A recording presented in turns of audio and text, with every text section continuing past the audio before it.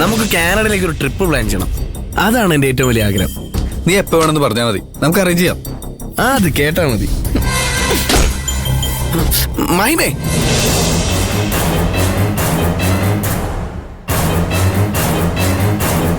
മഹിമേ, നിനക്കിന്ന് വട്ടു പിടിച്ചോ? വെറുതെ എന്തിനാ എന്നെ നീ തല്ലിയത്? വെറുതെയോ? നിങ്ങൾ എല്ലാവരും കൂടി വക്കീലിനോട് എന്താ പറഞ്ഞത്? ഓ, നീ അവന് വേണ്ടി ഞങ്ങളോട് വഴക്കുണ്ടാകുമെന്നാണോ? അവൻ നിന്റെ ആരാ? അത് നിന്നെ എനിക്ക് ബോധിപ്പിക്കേണ്ട കാര്യമില്ല. നീ നിന്റെ കൂട്ടുകാരെ കുറച്ചുകൂടെ ബുദ്ധിപരമായി തെരഞ്ഞെടുക്കണം. അയാളൊരു കേസില്ലാത്ത വക്കീല, അത്രേ ഉള്ളൂ.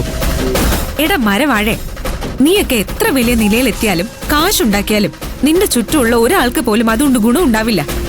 നിനക്ക് മാത്രം ഗുണം ഉണ്ടാവും. പക്ഷെ വക്കീലിനെ പോലുള്ളവർ നന്നായ ഈ നാടിന് തന്നെ ഗുണം ഉണ്ടാവും. അതാ നീയും വക്കീലും തമ്മിലുള്ള വ്യത്യാസം.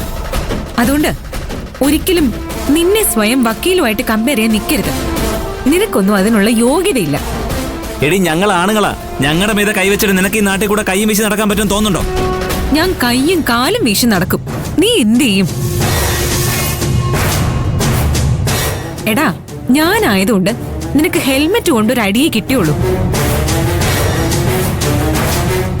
നീ വിഷമിപ്പിച്ചു വിട്ട ആൾക്കൊരു കൂട്ടുകാരനുണ്ട്, ഗിരിശങ്കർ എന്ന് പറയും. അയാളെ കുറിച്ച് ഈ നാട്ടിലൊന്ന് അന്വേഷിക്കുന്നത് നല്ലതാ. ഗിരിയേട്ടനെങ്ങാനും നീ ചെയ്തതറിഞ്ഞാ ഇവിടെ കേറി പഠിക്കാൻ കിട്ടുന്ന അടുത്ത ബോഡി നിന്റേതായിരിക്കും. നിങ്ങളൊക്കെ പഠിക്കാൻ ഇവിടെ വന്നവരാ. ഞാനേ ജനിച്ച് വളർന്നത് ഈ നാട്ടിലാ. ഇവിടെ വന്നിട്ട് പോക്കൃത്തരം കാണിച്ചാ നീയൊന്നും തിരിച്ച് വീട്ടിലേക്ക് പോകത്തില്ല. മഹിമേ, അയാൾക്ക് അത്ര ഫീൽ ആവുമെന്ന് ഞാൻ വിചാരിച്ചില്ല. I am sorry. ഒന്ന് പോടാ. അയ്യേ.